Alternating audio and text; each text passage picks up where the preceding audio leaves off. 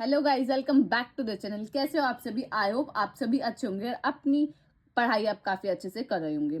आज हम इस वीडियो में कवर करने वाले हैं अपने सीएनएस के यूनिट नंबर 4 को। हम इस वीडियो में यूनिट नंबर 4 को कंप्लीट देखेंगे, अपने सारे टॉपिक्स को कवर करेंगे with most important topics with 3 year PYQs question. जो इस यूनिट में सबसे मोस्ट इंपॉर्टेंट टॉपिक है वो मैंने हाईलाइट्स किए हुए हैं, जैसे डेफी हेलमैन की एक्सचेंज एल्गोरिथम। ये हमारी काफी इंपॉर्टेंट है। X 0.509 certificate, Kerberos, pretty good privacy. ये हमारे 4 टॉपिक्स ऐसे हैं जहां से हमारे क्वेश्चन पिछले 3 साल में आते ही आते हैं। आप इस वीडियो को कंप्लीट देखिए, ये यूनिट आपकी काफी अच्छे से हो जाएगी। तो करते हैं वीडियो को स्टार्ट, बढ़ते अपने पहले टॉपिक की तरफ। हमारा जो पहला टॉपिक है वो है की मैनेजमेंट। की मैनेजमेंट यानी आपको जैसे कि पता है, हम इंक्रिप्शन और डिक्रिप्शन के लिए की का यूज करते हैं, पब्लिक की एंड प्राइवेट की, जो कि हम प्रीवियस यूनिट 1 से पढ़ते हुए आ रहे हैं। तो उस की को हम किस तरीके से मैनेज करते हैं वो इसमें है।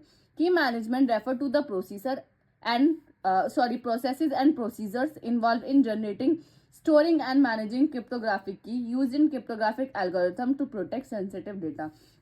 की मैनेजमेंट क्या बताता है? की मैनेजमेंट एक ऐसा प्रोसीजर है जो ये बताता है कि हम की को किस तरीके से जनरेट करेंगे, किस तरीके से उस की को स्टोर करेंगे और किस तरीके से हम उस की को मैनेज करेंगे। वो सब किसके अंदर आता है? हमारे की मैनेजमेंट के अंदर। और की मैनेजमेंट ये इंश्योर करता है कि जब भी आपने की का यूज किया है अपने डेटा को प्रोटेक्ट करने के लिए, तो वो ये इंश्योर करता है कि आपका डेटा प्रोटेक्ट है, उसमें अटैकर अटैक नहीं कर पाएगा। ठीक है, ये होता है हमारा की मैनेजमेंट। नेक्स्ट पॉइंट क्या लिखा हुआ है? It ensures that key used to protect sensitive data are kept safe from unauthorized access or loss. ये इंश्योर करता है कि जो आपने की यूज किया अपने डेटा को प्रोटेक्ट करने के लिए, वो सेफ रहेगा आपका डेटा। ऐसा नहीं है कि अनऑथराइज यूजर आपके डेटा को एक्सेस कर पाएगा। इसलिए हम की का मेजरली यूज इसीलिए करते हैं कि हम अपने डेटा को सेव कर सके फ्रॉम अनऑथराइज यूजर। तो ये होता है हमारा की मैनेजमेंट, की को किस तरीके से हमें मैनेज करना है। अब टाइप ऑफ की मैनेजमेंट, हमारे पास 2 टाइप की मैनेजमेंट होता है। पहला होता है हमारा डिस्ट्रीब्यूशन ऑफ पब्लिक की, कि पब्लिक की को हम किस तरीके से डिस्ट्रीब्यूट करेंगे। एंड नेक्स्ट होता है यूज ऑफ पब्लिक की इंक्रिप्शन टू डिस्ट्रीब्यूट सीक्रेट्स, की सीक्रेट की जो हमारी होती है उसको हम किस तरीके से इंक्रिप्ट करें, किस तरीके से उसे डिस्ट्रीब्यूट करें। ये बेसिकली इसके 2 टाइप होते हैं की मैनेजमेंट के, जो हम वाइडली यूज करते हैं एट द टाइम ऑफ की को मैनेज करने के लिए। आई होप आपको क्लियर होगा कि की मैनेजमेंट होता क्या है। अब नेक्स्ट टॉपिक क्या है हमारा? की डिस्ट्रीब्यूशन। की डिस्ट्रीब्यूशन में हमारे बेसिकली 2 मेन पॉइंट आते हैं हमारे, क्योंकि की डिस्ट्रीब्यूशन में हमारी 2 टाइप की, एक पब्लिक की और एक प्राइवेट की। तो उन्हीं 2 के ऊपर हमारी 2 चीजें होती हैं, एक होता है हमारा शेयरिंग, एक होता है हमारा पब्लिकेशन। तो शेयरिंग क्या होता है? For symmetric key secure method must be use to share the key between parties. Symmetric key यानी जब भी आप इंक्रिप्शन और डिक्रिप्शन कर रहे हो उसमें आप सेम की का यूज करें, that is called symmetric cryptography. तो शेयरिंग के अंदर हमारी सिमेट्रिक क्रिप्टोग्राफी आती है, और ये एक ऐसा मेथड है जिससे हम दोनों, जो हमारा सेंडर और रिसीवर है, उसके बीच में अपने की को एक्सचेंज करते हैं और ये इंश्योर करते हैं कि हमारी जो हम की यूज कर रहे हैं वो हमारी जो हमारी डेटा है उसको प्रोटेक्ट करेगी। ये हमारा आता है शेयरिंग के अंदर। वहीं अगर हम बात करें पब्लिकेशन के अंदर, तो पब्लिकेशन के अंदर हमारी एसिमेट्रिक की आती है। एसिमेट्रिक की यानी इंक्रिप्शन और डिक्रिप्शन में आपने अलग अलग की का यूज किया, public key and the private की। तो ये क्या बताते हैं? द पब्लिक की shared openly and while the private की कॉन्फिडेंशियली। वही जो हम पढ़ते हुए आ रहे हैं कि पब्लिक की जो हम इसमें यूज करेंगे वो ओपनली सबको पता होगी, और जो हम प्राइवेट की का यूज करेंगे, प्राइवेट की हमारी कॉन्फिडेंशियल होगी, वो बेसिकली जो ऑथराइज यूजर होगा सिर्फ उसके पास होगी, अदरवाइज वो किसी के पास भी नहीं होगी। तो ये होता है हमारा की डिस्ट्रीब्यूशन। आई होप आपको क्लियर होगा कि हमारा की मैनेजमेंट क्या होता है, की डिस्ट्रीब्यूशन क्या होता है। अब बढ़ते अपने नेक्स्ट टॉपिक की तरफ, जो कि है हमारा काफी इंपॉर्टेंट टॉपिक, डेफी हेलमैन की एक्सचेंज एल्गोरिथम। यानी ये काफी इंपॉर्टेंट टॉपिक है जहां से आप देख सकते हैं कि हमारे एग्जीक्यूटिव 22-23 एंड 23-24 में लगातार 2 साल क्वेश्चन पूछा गया है। हर क्वेश्चन में वो आपको क्या पूछता है? डिस्कस डेफी हेलमैन की exchange algorithm in detail with diagram. आपको क्या बताना होता है कि डेफी हेलमैन की एक्सचेंज होता क्या है और उसकी एल्गोरिथम आप बता दो और उसका डायग्राम बता दो। तो ये सब चीजें आपसे पूछता है, या इस पे क्या पूछ लेता है? न्यूमेरिकल पूछ लेता है, जो कि हमारा 23-24 में आता है, जो कि हम अभी आगे डिस्कस करेंगे। ठीक है, अब ये होता क्या है डेफी हेलमैन की एक्सचेंज? आपको इसके नाम से पता चल रहा होगा की एक्सचेंज, यानी हम की को कुछ एक्सचेंज के बारे में पढ़ेंगे। अब हमने कितनी सारे एल्गोरिथम पढ़ी, डीईएस, ईईएस, काफी ज्यादा एल्गोरिथम पढ़ी यूनिट 3 तक। वो किस चीज के लिए पढ़ी? कि हम प्लेन टेक्स्ट को साइफर टेक्स्ट में कन्वर्ट करेंगे, साइफर टेक्स्ट को प्लेन टेक्स्ट में कन्वर्ट करेंगे, यानी इंक्रिप्शन और डिक्रिप्शन के लिए हमने सारे एल्गोरिथम्स पढ़ी, लेकिन डेफी-हेलमैन की एक्सचेंज एल्गोरिथम डिक्रिप्शन या इंक्रिप्शन एल्गोरिथम नहीं है। ये किस चीज के एल्गोरिथम है? ये की एक्सचेंज एल्गोरिथम, यानी जब भी हम सेंडर और रिसीवर के बीच में की को एक्सचेंज करते हैं तो वही ये इंश्योर करती है कि जो हमारी की जब एक्सचेंज हो रही है at the time of exchange, तो हमारा अटैकर अटैक नहीं कर पाए, कि हम सेंडर से रिसीवर अपनी की को बहुत सेफली शेयर कर सके। वहां हम यूज करते हैं डेफी-हेलमैन की एक्सचेंज का। आई होप थोड़ा आपको इसका इंट्रोडक्शन पार्ट पता चल गया होगा कि ये है क्या। अब फर्स्ट पॉइंट में क्या लिखा है? डेफी-हेलमैन की exchange is a method for securely exchanging cryptographic की over N insecure channel.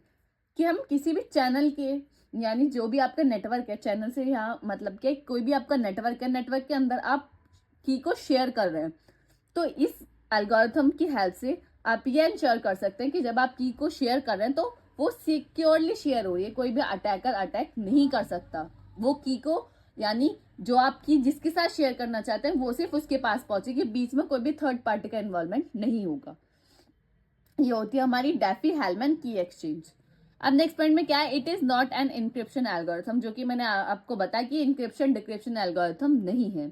It is use to exchange secret key between two users. ये किस लिए यूज होती है? दो यूजर के बीच में सीक्रेट की को एक्सचेंज करने के लिए। ये होती है हमारी डेफी-हेलमैन एक्सचेंज एल्गोरिथम। अब ये तो हमें पता चल गई, अब हम ये एक्सचेंज किस तरीके से करते हैं, अब इसके एक एल्गोरिथम है, हम उसको भी देख लेते हैं। अब एल्गोरिथम से तुम्हारे स्टेप्स होंगे। अब सबसे पहला स्टेप क्या है? Consider a prime number Q. सबसे पहले आपको एक प्राइम नंबर को चूज करना होता है, जो कि होता है हमारा क्यू। नेक्स्ट स्टेप में क्या है? Select alpha. एक आपको अल्फा सेलेक्ट करना होता है such that it must be the primitive root of q and alpha is less than q. यानी अल्फा की पहली कंडीशन क्या होती है? कि अल्फा क्यू का प्रिमिटिव रूट होना चाहिए, और दूसरा क्या होता है कि अल्फा क्यू से छोटा होना चाहिए। अब यहाँ आती है बात, ये तो समझ आ गई कि ठीक है, हम अल्फा वो लेंगे जो हमारे प्राइम नंबर से छोटा होगा। अगर हमारा प्राइम नंबर 7 है, कंसिडर हमने लिया क्यू जो हमने लिया प्राइम नंबर 7 लिया। अब 7 से छोटी ठीक है, हम 1 2 3 4 5 6 ले सकते हैं, लेकिन अल्फा ठीक है। अब अल्फा की एक कंडीशन है कि प्रिमिटिव रूट। अब बात आती है प्रिमिटिव रूट की, कि प्रिमिटिव रूट होता है क्या? अब मैं आपको बताती हूँ प्रिमिटिव रूट क्या होता है। अब प्रिमिटिव रूट के लिए हमारा एक फॉर्मूला होता है ए मोड क्यू। ये सिंपल है, ए मोड क्यू। अब ए मोड क्यू फॉर एग्जाम्पल, जैसे हमारे पास क्यू क्या है? हमारे पास 7, तो हमें देखना है कि 7 का प्रिमिटिव रूट क्या है। मैंने 3 को चेक किया कि 3 7 का प्रिमिटिव रूट है या नहीं है, तो मुझे जो ये ए की पावर है, ये मुझे Q-1 तक उसको ये निकालना है मोड क्यू के साथ। Q-1 यानी ए की पावर 6 तक मुझे ये फाइंड करना है।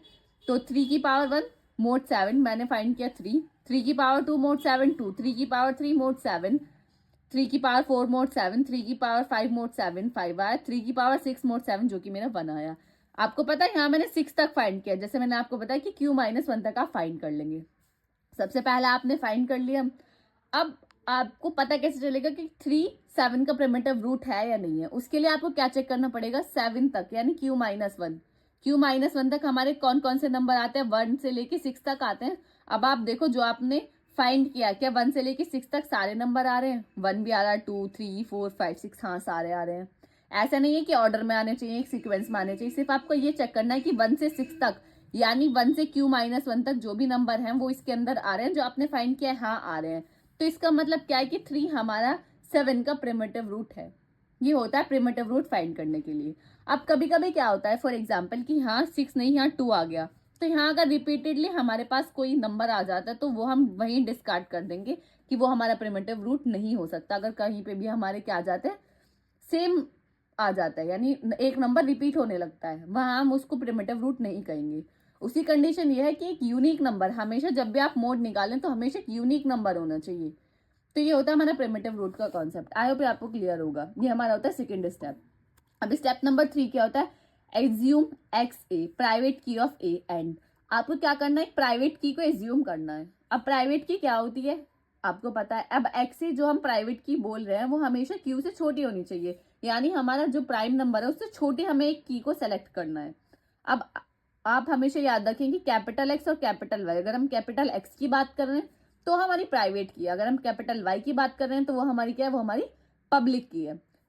उसके बाद यहाँ आपने एज्यूम कर ली प्राइवेट की। अब आपको एक इस प्राइवेट की हेल्प से आपको क्या फाइंड करना है, पब्लिक की फाइंड करनी है। उसके लिए आपका formula y a equal to alpha की power x a mod q. अब अल्फा आपको पता है, अल्फा आपका प्रिमिटिव रूट है, एक्स से क्या है, एक्स से हमारी प्राइवेट की है, क्यू आपका क्या है, क्यू आपका प्राइम नंबर है। यहाँ तक आपको सारी वैल्यूज पता है, सिंपल आप कैलकुलेटर का यूज कर कर आप वाई ए निकाल लीजिए। वाई ए क्या रिप्रेजेंट कर रहा है कि ए की हमारी, ए की पब्लिक की, ठीक है। इसी तरीके से पहले आपने पब्लिक की, प्राइवेट की, ए की निकाल ली, यानी सेंटर साइड की निकाल ली, क्योंकि आप जब भी एक्सचेंज करेंगे तो दो पार्टीज के बीच में आप डेटा या एक्सचेंज करेंगे, कम्युनिकेशन करेंगे, आप खुद के साथ तो नहीं करेंगे ना, दो पार्टीज का इन्वॉल्वमेंट होना जरूरी है। तो यहाँ पहली आपको ए जो है हमारा, उसकी आपको प्राइवेट की पब्लिक की फाइंड कर ली। इसी तरीके से आपको बी की सेम प्रोसीजर है, आपको बी की पब्लिक या प्राइवेट की फाइंड करनी है। Assume x B private key of B, x B यानी प्राइवेट की ऑफ बी, उसकी भी वही कंडीशन है, वो हमेशा क्यू से छोटी होनी चाहिए। सिंपल आपको क्या निकालना, Y B equal to alpha की power X B mod Q. Simple यहाँ से आके प्राइवेट की और पब्लिक की आपकी सेंडर और रिसीवर यानी ए और बी की दोनों की आपको फाइंड हो जाएगी। उसके बाद आपको लास्ट स्टेप है, now we will calculate secret की।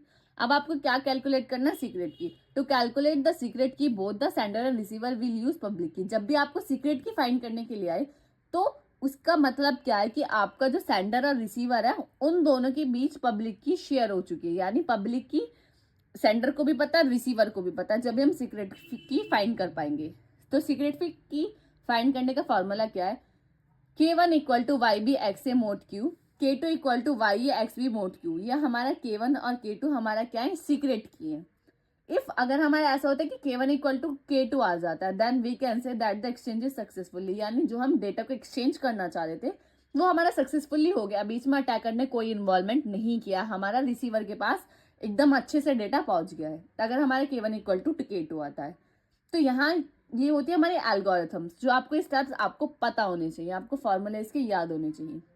आई होप आपको क्लियर होगा कि डैफी हेलमैन की एक्सचेंज एल्गोरिथम है क्या। अब इससे जो हमारा न्यूमेरिकल आया था, जो हमारा 22 से इसमें न्यूमेरिकल आया था, वो था क्या, काफी इजी न्यूमेरिकल था। इसमें आपको कोई प्रिमिटिव रूट खुद से फाइंड नहीं करना था, सब चीजें गिवन थी, सिर्फ फॉर्मूले में वैल्यूज पुट करनी थी और आपको आंसर फाइंड करना था। तो था क्या, डिटरमाइन द शेयर्ड सीक्रेट की। आपको क्या फाइंड करना है, सीक्रेट की। अब आपको सीक्रेट की मैंने अभी बताया, सीक्रेट की क्या होती है, K1 और K2। तो यहाँ से आपको पढ़ते ही पता चल गया कि आपको क्या फाइंड करना है, K1 and K2 in a Daffy Hellman scheme with a common prime number which is 71। आपको क्या गिवन है, प्राइम नंबर गिवन है जो कि हमारा क्या होता है, Q, यानी आपको Q गिवन है जो कि क्या है 71, and the primitive root is 7। और एक प्रिमिटिव रूट गिवन है यानी अल्फा, अल्फा की वैल्यू क्या गिवन है 7।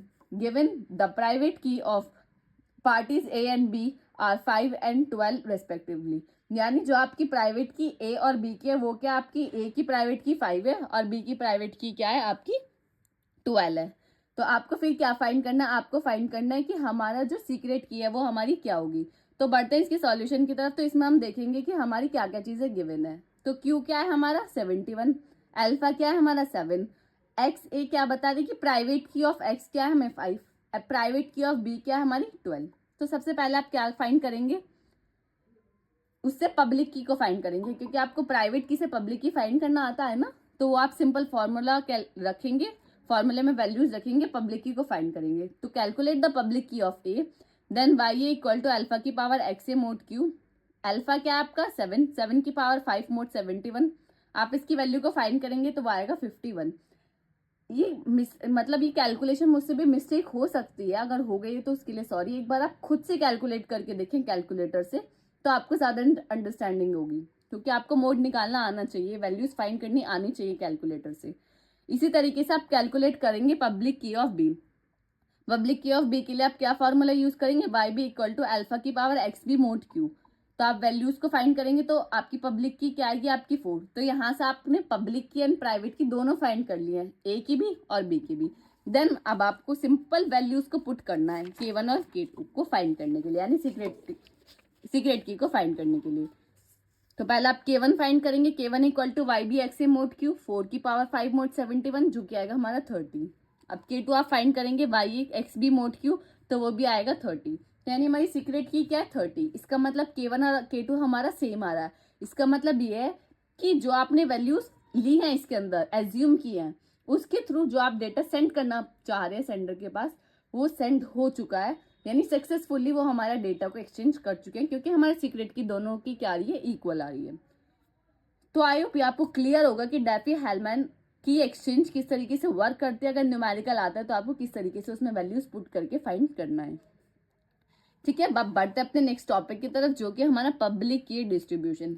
पब्लिक की डिस्ट्रीब्यूशन क्या होता है?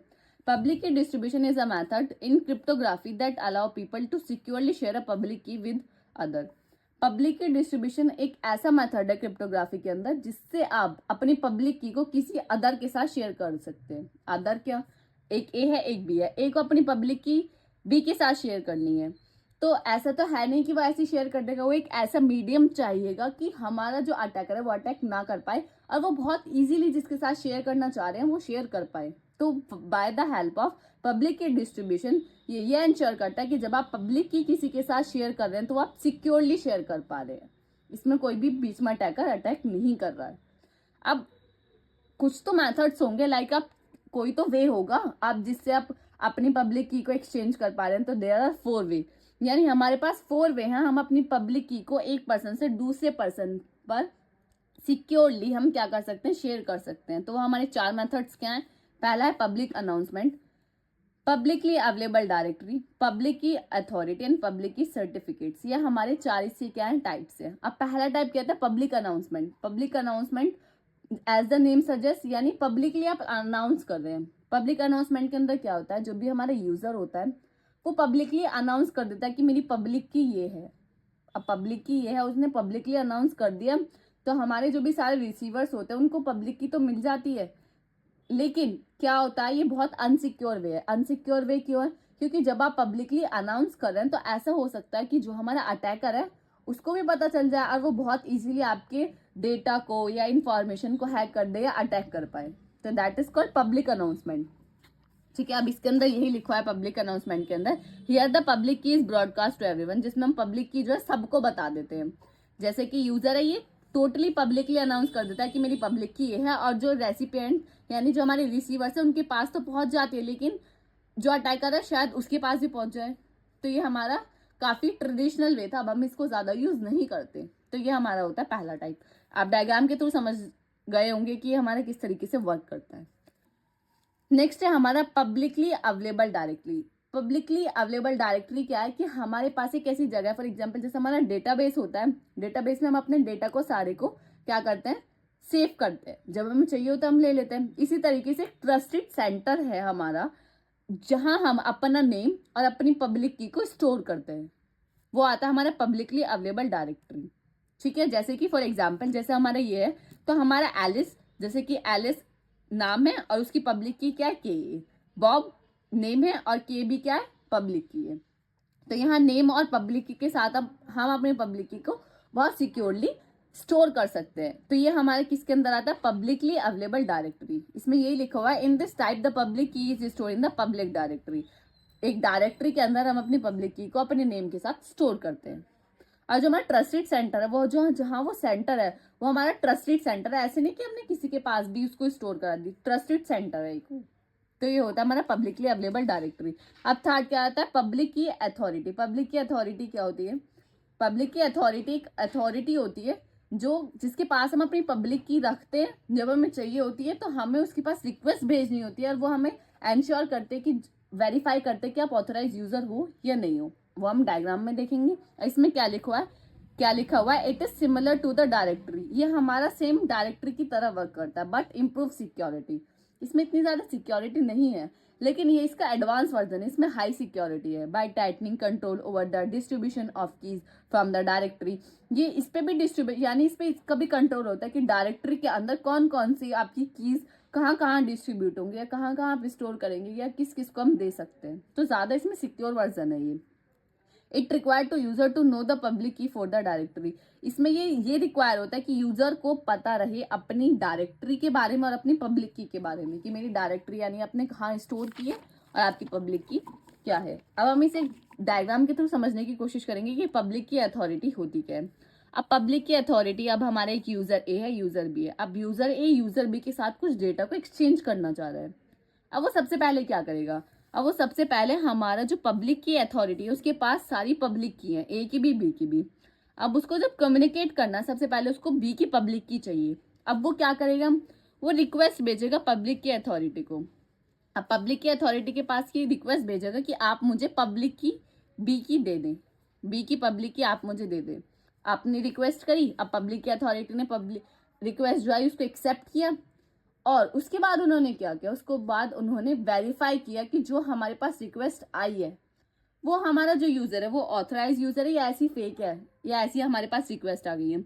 अगर वो ऑथराइज यूजर है तो वो उसे रिटर्न बैक में रिस्पॉन्स में क्या देंगे, इंक्रिप्शन देंगे, यानी जो पब्लिक की है बी की वो देंगे, रिक्वेस्ट टाइम देंगे कि आपने किस टाइम रिक्वेस्ट किया था, और यूजर की आईडी देंगे। ये 3 चीज उसे रेस्पॉन्स में मिलेगी। जब उसे वो रेस्पॉन्स में मिल गई है, अब उसके पास पब्लिक की आ गई है। अब वो उस पब्लिक की का यूज करके बी के साथ कम्युनिकेट कर सकता है, डेटा या इंफॉर्मेशन को एक्सचेंज कर सकता है। ये होता है हमारा पब्लिक की अथॉरिटी, यानी एक अथॉरिटी होती है, आप उसकी हेल्प से अपनी की एक्सचेंज कर सकते हैं दूसरे यूजर के साथ। आई होप आपको क्लियर होगा। नेक्स्ट और लास्ट हमारा क्या है, public certification. Public certification as the name suggest certification, यानी आपको इसमें कुछ सर्टिफिकेट मिलेगा। अब इसमें क्या होता है, पहले हम डायग्राम के थ्रू समझेंगे। एक हमारा यूजर ए है, एक हमारा यूजर बी है। यूजर ए को की जो पब्लिक की है वो अपनी पब्लिक की को एक सिक्योरली चाहता है कि मेरी पब्लिक की कहीं स्टोर हो जाए, ठीक है। अब वो क्या कर रहा है, सर्टिफिकेट अथॉरिटी एक, जैसे हमने देखी पब्लिक की अथॉरिटी थी, यहाँ सर्टिफिकेट अथॉरिटी है। ए जाता है सर्टिफिकेट अथॉरिटी के पास कि मेरी पब्लिक की है, आप मेरी पब्लिक की को रख ले, स्टोर कर ले, जब मुझे चाहिए होगी मैं ले लूंगा। अब उन्होंने कहा ठीक है, अब वो उसकी पब्लिक की रख लेते हैं। जैसे ही वो पब्लिक की रखते हैं, फिर वो इसने रिक्वेस्ट की, एक्सेप्ट हो गया। अब उसे रिस्पॉन्स में क्या मिलेगा, अब उसे रिस्पॉन्स में मिलेगी एक सर्टिफिकेट। ए को क्या मिलेगा, सर्टिफिकेट मिलेगा। उस सर्टिफिकेट की हेल्प से वो किसी भी यूजर के साथ की को एक्सचेंज कर सकता है, कम्युनिकेशन कर सकता है, डेटा या इंफॉर्मेशन को एक्सचेंज कर सकता है, जब उसके पास सर्टिफिकेट अथॉरिटी का सर्टिफिकेट आ गया है। With the help of certificate it can exchange the data between the two parties. तो ये होता है हमारा पब्लिक सर्टिफिकेशन। इसी तरीके से बी भी कर सकता है, और ये अपने सी ए यानी सर्टिफिकेट ऑफ ए यानी सी बी यानी सर्टिफिकेट ऑफ बी, सर्टिफिकेट को एक्सचेंज करके क्या कर पाते हैं, कम्युनिकेशन कर पाते हैं। तो वही है हमारा पब्लिक सर्टिफिकेशन। इसमें ये लिखा हुआ है this time authority provide the certificate. इस टाइम जो अथॉरिटी होती है वो एक सर्टिफिकेट को प्रोवाइड करवाती है to allow key exchange without real time access to the public authority इस टाइम। वही कि हम पब्लिक की, जरूरी नहीं है कि हम बिल्कुल पब्लिक की को सिंपली रियल टाइम में किसी के साथ एक्सचेंज करें, विदाउट उसकी हेल्प इस तरीके से हम नहीं करते। हम क्या करते हैं, अपने सर्टिफिकेट को एक्सचेंज करके अपने डेटा या कम्युनिकेशन को कर पाते हैं। आई होप आपको क्लियर होगा। अब हमारा नेक्स्ट टॉपिक क्या है, X509 सर्टिफिकेट, जो कि हमारा काफी important and most important topics में से एक है। यहाँ से क्वेश्चन आने के मैक्सिमम चांसेस रहते ही रहते हैं। पिछले 2 साल से यहाँ से 10 नंबर में क्वेश्चन आया ही आया है। जैसे आप देख पा रहे हैं कि 22 से 23-24 में यहाँ से क्वेश्चन आया है 10 नंबर में। तो क्वेश्चन आया क्या है, discuss X509 certificate in details, write the role of X509 certificate in cryptography. आपको X509 सर्टिफिकेट को एक्सप्लेन करना है कि ये होता क्या है, और उसका रोल बताना है कि क्रिप्टोग्राफी में उसका क्या रोल है। तो बढ़ते हैं इसके सॉल्यूशन की तरफ। पहले पॉइंट में क्या लिखा हुआ है, X509 is a digital certificate that is build on top of a widely trusted standard known as ITU, international telecommunication union. X509 standard. X509 क्या है, एक डिजिटल सर्टिफिकेट है जो कि हमारा वाइडली टॉप ट्रस्टेड स्टैंडर्ड पे हम जो उन्होंने बिल्ड किया है, जो कि ITU, इंटरनेशनल टेलीकम्युनिकेशन यूनियन ने इसे बिल्ड किया है। ये क्या है, एक डिजिटल सर्टिफिकेट है। X509 जो है, ये X509 सर्टिफिकेट ये क्या करता है, यूजर के लिए सर्टिफिकेट को जनरेट करता है कि हमारा जो यूजर है वो ऑथराइज यूजर है या अनऑथराइज यूजर है, ठीक है। नेक्स्ट है ट्रस्टेड थर्ड पार्टी। इसलिए ये इंश्योर करता है कि जब भी आप इसमें थर्ड पार्टी का इन्वॉल्वमेंट हो रहा है तो वो हमारी जो थर्ड पार्टी है वो ट्रस्टेड थर्ड पार्टी, ऐसा नहीं है कि वो फेक थर्ड पार्टी या वो आपके डेटा या इन्फॉर्मेशन के साथ कुछ भी इधर उधर कर सकती है। ये क्या है, थर्ड पार्टी का इन्वॉल्वमेंट, वो ट्रस्टेड थर्ड पार्टी का इन्वॉल्वमेंट इसमें होता है। Not responsible to generate public key, ये रेस्पॉन्सिबल नहीं होती, यानी X509 सर्टिफिकेट ना ही पब्लिक की ना ही प्राइवेट की किसी भी की को जनरेट नहीं करता, लेकिन ये क्या करता है, it provide easy way to access this public key and authentication. ये हमें एक इजी वे प्रोवाइड करता है जिसकी वजह से हम पब्लिक की या प्राइवेट की को एक्सेस कर पाते हैं या ऑथेंटिकेशन को एक्सेस कर पाते हैं। ये होता है X509 का मेन वर्क, X509 सर्टिफिकेट का मेन वर्क। ये कोई भी की को जनरेट नहीं करता, लेकिन उन की के लिए एक हमें इजी वे प्रोवाइड करता है कि हम उन की को किस इजी वे से उसे एक्सेस कर सकते हैं। ठीक है, नेक्स्ट पॉइंट में क्या लिखा हुआ है, X509 certificate is a digital certificate. ये क्या है, एक हमारा डिजिटल सर्टिफिकेट है, use widely in cryptography to verify the identify of an individual organization. कि आपके पास किसी भी आपको इंडिविजुअल ऑर्गेनाइजेशन को आपको क्या करना है, आइडेंटिफाई करना है कि जो आपकी ऑर्गेनाइजेशन है वो आपकी वेरीफाइड ऑथेंटिकेट ऑर्गेनाइजेशन है या नहीं है। तो आप वहां पे X509 सर्टिफिकेट की हेल्प से उसे ऑथराइज कर सकते हैं कि जो हमारा ऑर्गेनाइजेशन है वो हमारी वेरीफाइड ऑर्गेनाइजेशन है।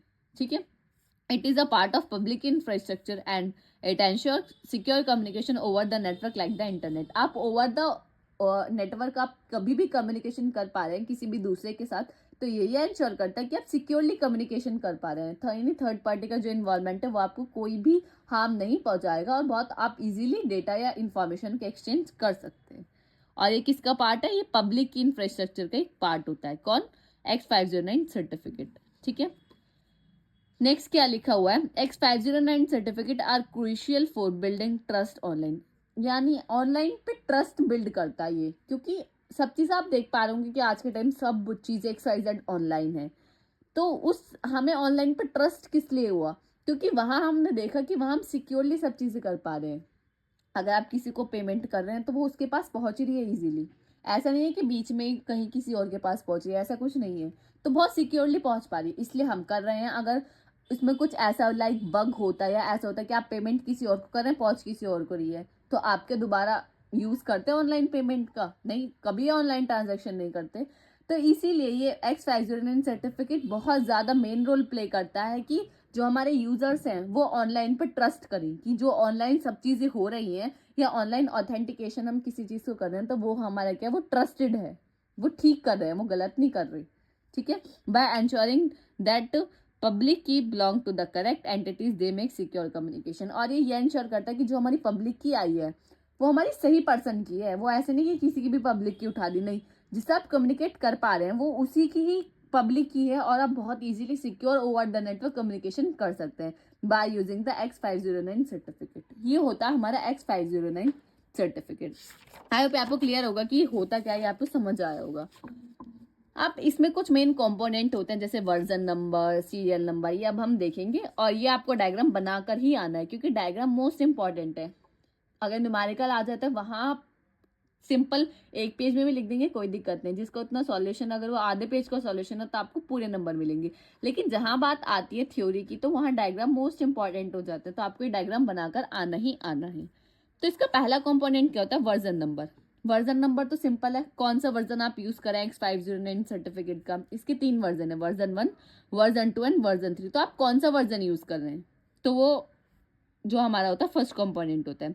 It define the X509 version that concern the certificate, वही कि आप कौन सा वर्जन यूज करें। अब सीरियल नंबर क्या होता है, सीरियल नंबर ऐसा होता है कि कुछ आइडेंटिटी, यानी हमारे काफी सारे यूजर्स हैं, काफी सारे यूजर्स को हमने सर्टिफिकेट जनरेट करके दिया है। आप किसी भी इंडिविजुअल यूजर को आइडेंटिफाई किस तरीके से करेंगे, नेम से, नेम तो काफी के सिमिलर होते हैं, नहीं, तो हमारा क्या होता है, यूनिक आइडेंटिफाई करने के लिए हमारा एक सीरियल नंबर होता है जिससे आप किसी भी पर्सन को, किसी भी यूजर को यूनिकली आइडेंटिफाई कर सकते हैं। इसमें ये लिखा हुआ है, it is the unique number that the certificate authority issue की, जो हमारी अथॉरिटी है सर्टिफिकेट की, वो एक यूनिक नंबर जनरेट करते हैं जिससे हम यूनिकली आइडेंटिफाई कर पाते हैं यूजर को।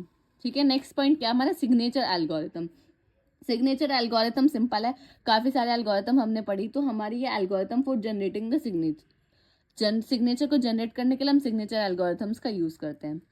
ईश्वर नेम क्या होता है, फॉर एग्जाम्पल आपने कोई भी सर्टिफिकेशन कोर्स किया, फॉर एग्जाम्पल आपने अनस्टॉप से कोई भी सर्टिफिकेशन कोर्स किया, तो वहां आपको सर्टिफिकेट मिलेगा, वहां अनस्टॉप का नेम होता है, तो that is called Ishwar name, कि आपने कहाँ से वो चीजें की हैं, अथॉरिटी कौन सी है, तो that is called Ishwar name, कि आपने X509 जहां से यूज किया वो कौन सी अथॉरिटी है, आपने कहाँ से सर्टिफिकेट को जनरेट किया है। वो वैलिडिटी पीरियड की, वो कितने टाइम तक वैलिड रहेगा, फॉर एग्जाम्पल आपने अगर सर्टिफिकेशन कोई भी कोर्स किया है तो वो कब तक वैलिडेट रहेगा, कब तक उसकी वैलिडिटी रहेगी, 3 साल, 4 साल, 5 साल, तो वो होता है वैलिडिटी पीरियड। नेक्स्ट क्या होता है हमारा सब्जेक्ट नेम। सब्जेक्ट नेम यानी यूजर का नेम, जो भी यूजर ने सर्टिफिकेट जनरेट किया उसका जो नेम है उसको हम बोलेंगे सब्जेक्ट नेम।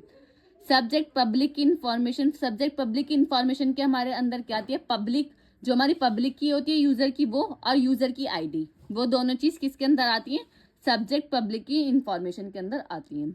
एक्सटेंशन ब्लॉक क्या होता है, एक्सटेंशन ब्लॉक जो होता है यानी एक एक्सटेंडेड वर्जन ही होता है जिसमें हम अपनी कोई भी एडिशनल इन्फॉर्मेशन को ऐड ऑन कर सकते हैं, कि अगर हम चाहते हैं कोई एडिशनल इन्फॉर्मेशन ऐड करना तो वो हमारा एक्सटेंशन ब्लॉक होता है, ये हमारा ऑप्शनल ब्लॉक होता है, आप इसको ऐड ऑन कर सकते हैं। अगर आपके पास एडिशनल इन्फॉर्मेशन है तो आप ऐड करेंगे, अगर आपके पास नहीं है तो आप नहीं ऐड करेंगे। नेक्स्ट है सिग्नेचर। सिग्नेचर सिंपली जो आपने जनरेट किया है वो signature. This field contain hash code. इसके पास क्या होता है, hash code. Hash code signature के पास, ये हमारे कंपोनेंट होता है। ये मैंने आपको काफी अच्छे से एक्सप्लेन कर दिए हैं, ये मैंने एक ही लाइन में लिखे हुए हैं। आपको जितना समझ आया, जितना आपको इसमें लगा कि और लिख सकते हैं तो आप उनको लिख दें, ठीक है। अब एप्लीकेशन, बेसिकली हम इनका कहाँ यूज कर रहे हैं, X509 का ईमेल सर्टिफिकेशन के लिए, SSH में, डिजिटल आइडेंटिटीज में, इन चीजों में हम इनका यूज कर पा रहे हैं। आई होप आपको क्लियर होगा कि X509 सर्टिफिकेट होता क्या है, जैसे क्या क्या इसमें कॉम्पोनेंट है। अब बढ़ते हैं नेक्स्ट टॉपिक की तरफ जो कि है कार्बोरोज। एक्सप्लेन कार्बोरोज प्रोटोकॉल फॉर की डिस्ट्रीब्यूशन विद सुटेबल डायग्राम, जो कि हमारा काफी इंपॉर्टेंट है, जहां से हमारा AKTU 2022, 23 और 23-24 में 10 नंबर में सेम क्वेश्चन आया हुआ है कि आपको कार्बोरोज प्रोटोकॉल को एक्सप्लेन करना है। अब कार्बोरोज प्रोटोकॉल है क्या, Kerberos is a network authentication protocol design to provide secure authentication between user and service in a untrusted network. आप किसी भी अनट्रस्टेड नेटवर्क पे आप कम्युनिकेशन कर रहे हैं या कोई भी डेटा को एक्सचेंज कर रहे हैं बिटवीन यूजर, उसको ऑथेंटिकेट करना, कि अगर मैं किसी के साथ कम्युनिकेशन कर रही हूँ तो मुझे अपने आप को ऑथेंटिकेट करना कि मैं जो कर रही हूँ मैं सही हूँ, मैं सही पर्सन हूँ, मैं ऑथराइज यूजर हूँ। ये किसके अंदर आता है, हमारा कार्बोरोस प्रोटोकॉल के अंदर, कि अपने आप को ऑथराइज करना कि मैं ठीक हूँ, मैं ठीक पर्सन हूँ। ये होता है हमारा कार्बोरोस के अंदर। It is a authentication protocol. ये ऑथेंटिकेशन वही मैंने बताया कि अपने आप को आइडेंटिफाई करना, कि सेंडर और रिसीवर में से कोई भी अपने आप को एक को ऑथेंटिकेट करना पड़ेगा कि मैं जो हूँ ऑथेंटिकेट पर्सन हूँ, ठीक है। Strong security based on symmetric cryptography. इसमें काफी ज्यादा सिक्योरिटी जो है वो बहुत ज्यादा स्ट्रॉन्ग होती है सिमेट्रिक क्रिप्टोग्राफी, क्योंकि हम इसमें किसका यूज करते हैं, सिमेट्रिक क्रिप्टोग्राफी का यूज करते हैं। अब सिमेट्रिक क्रिप्टोग्राफी तो आपको पता होगी कि पब्लिक की का हम यूज करते हैं इंक्रिप्शन एंड डिक्रिप्शन के लिए। Eliminate the need to transmit password. अब ये जो है हम जैसे कि कभी भी एक्सचेंज करते हैं इन्फॉर्मेशन को या ऑथेंटिकेशन के लिए हमें पासवर्ड डालना पड़ता है, जैसे इंस्टाग्राम के अंदर अपने यूजर नेम और पासवर्ड आपको डालना पड़ता है ऑथेंटिकेट करने के लिए, कि मैं अपना ये अकाउंट खोल रही हूँ या मैं अपना अकाउंट ही खोल रहा हूँ। तो इसमें उस चीज की जरूरत नहीं पड़ती आपको, हम पासवर्ड वगैरह देने की कार्बोरोज के अंदर जरूरत नहीं पड़ती। अब किस चीज की जरूरत पड़ती है वो हम with the help of diagram समझेंगे कि कार्बोरोज किस तरीके से वर्क करते हैं। अब ये है हमारा कार्बोरोज का डायग्राम, कार्बोरोज प्रोटोकॉल का डायग्राम। अब सबसे पहले इसमें कुछ टर्म है वो हम देख लेते हैं। KDC की फुल फॉर्म क्या है, की डिस्ट्रीब्यूशन सेंटर। की डिस्ट्रीब्यूशन सेंटर। AS क्या है हमारा ऑथेंटिकेशन सर्वर। TGS क्या है हमारा टिकट जनरेटिंग सर्वर। अभी किस तरीके से वर्क करता है हम एक सिनेरियो की हेल्प से समझेंगे। फॉर एग्जाम्पल हमारा एक यूजर है अंकिता और हमारा एक दूसरा यूजर है राहुल। राहुल के पास काफी सारे अपने उसके पास काफी सारी चीजें हैं जो अंकिता को चाहिए, काफी सारे रिसोर्सेज हैं। राहुल के पास एक सर्वर है, उसके पास काफी सारी रिसोर्सेज हैं जो अंकिता को चाहिए। अब अंकिता राहुल से किस तरीके से उन रिसोर्सेज को लेगी वो हम देखेंगे इसके अंदर। सबसे पहले अंकिता को अपने आप को ऑथेंटिकेट करना पड़ेगा कि मैं जो यूजर हूँ मैं ठीक यूजर हूँ। सबसे पहले अंकिता का फर्स्ट स्टेप, इनिशियल स्टेप क्या होगा, जो हमारा AS यानी ऑथेंटिकेशन सर्वर है उसके पास अंकिता रिक्वेस्ट भेजेगी अंकिता। अब वो रिक्वेस्ट एक्सेप्ट करेंगे। ऑथेंटिकेशन सर्वर में क्या होगा, ऑथेंटिकेशन सर्वर वेरीफाई करेगा कि अंकिता की जो रिक्वेस्ट है, अंकिता जो यूजर है वो हमारा ऑथराइज यूजर है या नहीं है। ये पूरा एक सर्वर है, अगर अंकिता इसमें रजिस्टर होगी तो वो ऑथराइज यूजर है, अगर नहीं है तो वो अनऑथराइज यूजर है। अगर वो ऑथराइज यूजर है, अंकिता को उसने चेक कर लिया कि अंकिता जो है हमारा ठीक है, ऑथराइज यूजर है, तो वो अंकिता को रेस्पॉन्स में क्या देगा, अंकिता को TGS का सेशन की एंड टिकट उसको रेस्पॉन्स में देगा। सबसे पहला इनिशियल स्टेप होता है, ठीक है। अब अंकिता ठीक है ऑथराइज यूजर है तो अंकिता को इन्होंने रेस्पॉन्स में क्या दे दिया, TGS यानी टिकट जनरेटिंग सर्वर का सेशन की दे दी और टिकट दे दिया। अब वो उसकी हेल्प से क्या कर पाएगी, वो उसकी हेल्प से TGS को रिक्वेस्ट भेज पाएगी क्योंकि उसे तो राहुल के साथ कम्युनिकेट करना है, राहुल की रिसोर्सेज चाहिए, तो वो सबसे पहले फिर उसके बाद क्या करेगी, रिक्वेस्ट टिकट फॉर राहुल, कि राहुल से रिसोर्सेज के लिए वो क्या करेगी, टीजीएस को रिक्वेस्ट करेगी कि मुझे राहुल के साथ कम्युनिकेट करना है, मुझे उसके साथ रिसोर्सेज को शेयर करना है। अब वो रिक्वेस्ट टीजीएस के पास जाएगी, टीजीएस यानी टिकट जनरेटिंग सर्वर क्या करेगा, उसको चेक करेगा कि जो हमारे अंकिता है वो हमारी ऑथराइज यूजर है या नहीं है। अगर ऑथराइज यूजर है तो रेस्पॉन्स भेज देगा, अदरवाइज यहीं उसको ब्लॉक कर देगा। अब अंकिता हमारी ऑथराइज यूजर है, ये सेम ही अंकिता को क्या भेजेगा, राहुल का, अभी अपना नहीं भेजेगा, वहां तो टीजीएस का इसने भेजा था ताकि टीजीएस का सेशन की एंड टिकट भेजे ताकि वो टीजीएस से कम्युनिकेट कर पाए। यहाँ जो इसे रेस्पॉन्स में मिलेगा, इसे राहुल का, जो राहुल है ना, राहुल का सेशन की एंड टिकट मिलेगा ताकि वो उसके साथ क्या कर पाए, कम्युनिकेट कर पाए। ठीक है, अब इसको पास, अंकिता के पास राहुल का सेशन की और टिकट पहुंच गया। अब अंकिता राहुल के साथ इजीली रिसोर्सेज को शेयर कर सकते हैं। अब अंकिता राहुल को रिक्वेस्ट भेजेगी, राहुल रिक्वेस्ट को ग्रांट करेगा और ये दोनों आपस में एक दूसरे की रिसोर्सेज को शेयर कर सकते हैं। यह हमारा पूरा सिनेरियो होता है कार्बोरोस प्रोटोकॉल का। अब इसमें क्या होता है कि बार बार क्या अंकिता बार बार ये प्रोसीजर, अगर अंकिता को राहुल के साथ करना है, ओके, राहुल के साथ कर लिया। अगर अंकिता को कोई दूसरा यूजर है, रोहन है यूजर, एक दूसरा यूजर है हमारे पास रोहन, अंकिता को रोहन की भी रिसोर्सेज चाहिए, तो क्या अंकिता को बार बार इतना प्रोसीजर करना पड़ेगा? नहीं। ये जो हमारा फर्स्ट 2 स्टेप्स हैं ये सिर्फ वन टाइम होंगे। आपको एक बार ही अपने आप को ऑथेंटिकेशन सर्वर के अंदर ऑथराइज करना पड़ेगा कि मैं जो ऑथराइज यूजर हूँ। ये स्टेप्स आपने एक बार कर लिया तो वहां से आप फ्री हो गए, आपके पास टीजीएस का सेशन की और टिकट आ गया। अब आप उसकी हेल्प से उस यूजर की सेशन की और टिकट लेके कम्युनिकेट कर सकते हैं। तो सिंपली अगर आपको राहुल के साथ आपने कर लिया, उसके बाद आपको रोहन के साथ रिसोर्सेज शेयर करनी है, तो अंकिता सीधा थर्ड स्टेप पे आएगी, थर्ड स्टेप पे सीधा टीजीएस के साथ कम्युनिकेट करके ये सब प्रोसीजर दोबारा करेगी। आई होप आपको क्लियर होगा कि ये किस तरीके से वर्क करता है। अब मैंने इसमें नीचे लिखा हुआ है कि एएस क्या है, ऑथेंटिकेशन सर्वर। ऑथेंटिकेशन सर्वर क्या करता है, the authentication server perform the initial authentication and ticket for the ticket granting service. Authentication server क्या करता है कि जो भी हमारा यूजर आया है उसको चेक करता है कि वो हमारा जो यूजर है वो ऑथराइज यूजर है यानी ऑथेंटिकेट यूजर है या नहीं है। अगर ऑथेंटिकेट यूजर है तो वो उसको सेशन की और टिकट टीजीएस की उसे रेस्पॉन्स में भेज देता है, अगर नहीं है तो वो वहीं के वहीं ब्लॉक कर देता है। टीजीएस क्या है, टिकट जनरेटिंग सर्वर, जो टिकट को जनरेट करता है। The ticket generating server issue the ticket for the server, वही कि जहां जिसको यूजर से आपको बात करनी है, जैसे राहुल के पास आपको बात करनी है, अंकिता को राहुल के साथ बात करनी है, तो राहुल का जो सर्वर का जो टिकट है वो कौन देगा, हमारा टीजीएस ही हमें रेस्पॉन्स में देगा अगर आप ऑथराइज यूजर हो तो। ये हमारा होता है पूरा कार्बोरोस प्रोटोकॉल की वर्किंग। आई होप आपको क्लियर होगा, आपको जितना इसमें मैंने समझाया आप उसको अच्छे से थ्योरी में एक्सप्लेन करके आ सकते हैं। आई होप आपको क्लियर होगा। बढ़ते अपने नेक्स्ट टॉपिक की तरफ जो कि है हमारा पीजीपी, जिससे हमारा क्वेश्चन एकेटिव 2022 से 23-24 में यानी लगातार 2 साल सेक्शन ए यानी 2 नंबर में पूछा जाता है। तो ये है क्या, list any 4 services provided by the PGP. आपको सिर्फ और सिर्फ 4 सर्विसेज बताने की पीजीपी हमारी कौन सी 4 सर्विसेज को प्रोवाइड करते हैं। इससे पहले मैंने थोड़ा सा पीजीपी आपको एक्सप्लेन कर दिया कि बेसिकली पीजीपी है क्या। PGP stand for pretty good privacy. PGP की फुल फॉर्म क्या है, pretty good privacy. It is invented by Phil Zimmermann in 1991। इसको किसने इन्वेंट किया, फिल जिमरमैन एक साइंटिस्ट थे, इन्होंने इसको इन्वेंट किया कब, इन 1991 में। अभी होता क्या है, it is a network security concept which provide email security. ये हमारा क्या, नेटवर्क सिक्योरिटी यानी नेटवर्क के अंदर बात करता है कौन, पीजीपी। पीजीपी एक ऐसा कॉन्सेप्ट है जिसकी हेल्प से आप ईमेल को बहुत इजीली एक यूजर से दूसरे यूजर में ट्रांसमिट कर सकते हैं। अगर आपको किसी के साथ ईमेल को शेयर करना है तो नॉर्मली आप कर सकते हैं, लेकिन आप चाहते हैं कि आप सिक्योरली ईमेल को दूसरे के पास शेयर करें कि कोई भी बीच में अटैक ना कर पाए, तो वहां हम किसका यूज करते हैं, पीजीपी यानी प्रीटी गुड प्राइवेसी का यूज करते हैं। It is an encryption program, यह हमारे एक इंक्रिप्शन प्रोग्राम है that provided cryptography privacy and authentication for the data communication. जो हमें क्या करता है, एक प्रोवाइड करता है कि हम बहुत इजीली कम्युनिकेट कर पाए अपने डेटा को ओवर द नेटवर्क, हम बहुत इजीली कम्युनिकेट कर पाए। और ऑथेंटिकेशन यानी ऑथराइज यूजर ही उस नेटवर्क के अंदर हमारा कम्युनिकेशन कर सकता है। ये सब काम होता है हमारा प्रीटी गुड प्राइवेसी का। अब वो कौन कौन सी सर्विसेज को प्रोवाइड करता है, आपका ये क्वेश्चन था, तो आपको ये 4 सर्विसेज उसके अंदर लिख के आनी थी। पहला था ऑथेंटिकेशन। अब हमने कहा कि ऑथेंटिकेशन करता है, ऑथेंटिकेशन ही किसकी हेल्प से करता है? By using the digital signature.